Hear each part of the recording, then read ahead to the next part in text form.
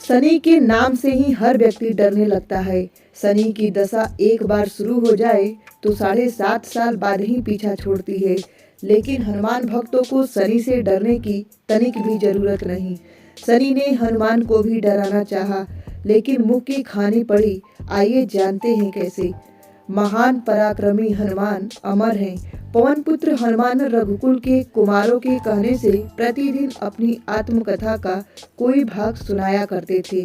उन्होंने कहा कि मैं एक बार संध्या समय अपने आराध्य श्री राम का स्मरण करने लगा तो उसी समय ग्रहों में पाप ग्रह मंद गति सूर्य पुत्र शनि देव पधारे। वह अत्यंत कृष्ण वर्ण के भीषणाकार थे। वह अपना सिर प्रायः झुकाए रखते हैं। जिस पर अपनी दृष्टि डालते हैं वह नष्ट हो जाता है। शनि देव हनुमान के बाहुबल और पराक्रम को नहीं जानते थे।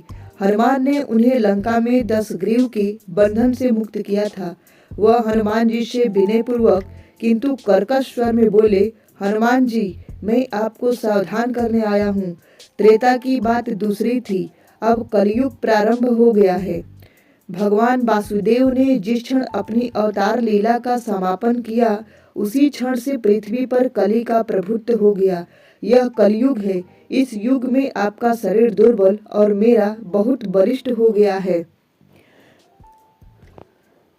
अब आप पर मेरी 7.5 की दशा प्रभावी हो गई है। मैं आपके शरीर पर आ रहा हूँ। शनि देव को इस बात का तनिक भी ज्ञान नहीं था कि रघुनाथ के चरणाश्रितों पर काल का प्रभाव नहीं होता। करुणा निधान जिनके हृदय में एक क्षण को भी आ जाते हैं, काल की कला वहां सर्वथा निष्प्रभावी हो जाती है।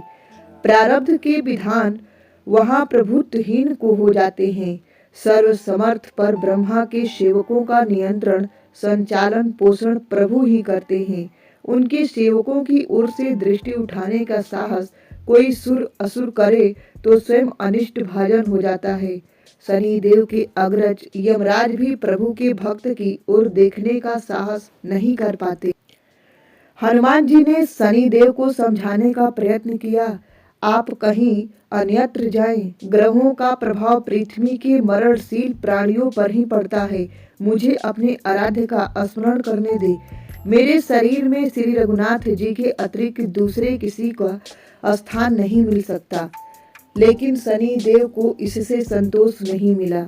वह बोले, मैं सृष्टिकर्ता के विधान से विवश हूँ। आप पृथ्वी पर रहते हैं, अतः आप मेरे प्रभुत्व क्षेत्र से बाहर नहीं हैं। पूरे 22.5 वर्ष व्यतीत होने पर 7.5 वर्ष के अंतर से 2.5 वर्ष के लिए मेरा प्रभाव प्राणी पर पड़ता है, किंतु यह गौण प्रभाव है।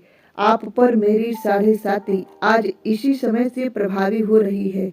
मैं आपके शरीर पर आ रहा हूँ, इसे आप टाल नहीं सकते। फिर हनुमान जी कहते हैं, जब आपको आना ही है तो आइए। अच्छा होता कि आप मुझ वृद्ध को छोड़ ही देते। फिर शनि देव कहते हैं, कलयुग में पृथ्वी पर देवता या उपदेवता किसी को नहीं रहना चाहिए।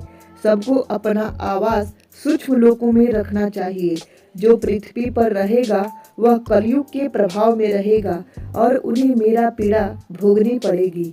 और ग्रहों में मुझे अपने अग्रज यम का कार्य मिला है। मैं मुख्य मारक ग्रह हूँ, अतः मृत्यु के सबसे निकट वृद्ध होते हैं।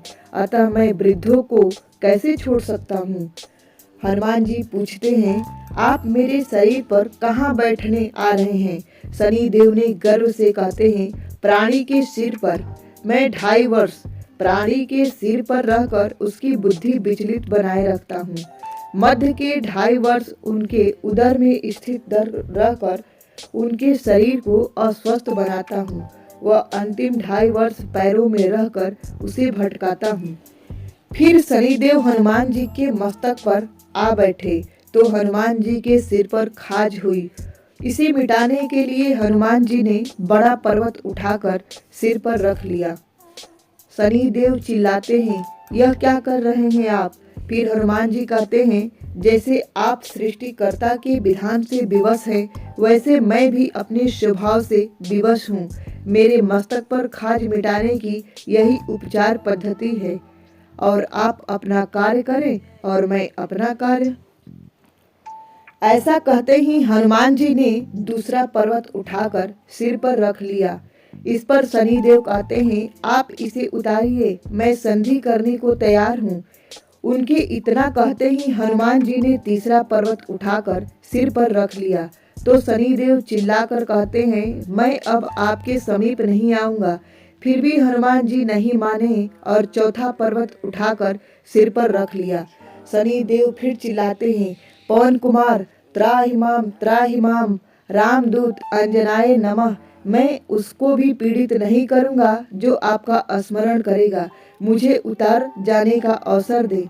हनुमान जी कहते हैं, बहुत शीघ्रता की, अभी तो पांचवा पर्वत बाकी है। और इतने में ही शनि पैरों में गिर गए और कहा, मैं सदैव आपको दिए वचनों को स्मरण रखूंगा। आघात के उपचार के लिए शनिदेव तेल मांगने लगे। हनुमान जी तेल कहाँ देने वाले थे, वहीं शनिदेव आज भी तेल दान से संतुष्ट होते हैं। शनिदेव और हनुमान जी की कथा आपको कैसी लगी कमेंट बॉक्स में जरूर कमेंट करिए एंड जय श्री राम जरूर लिखिए।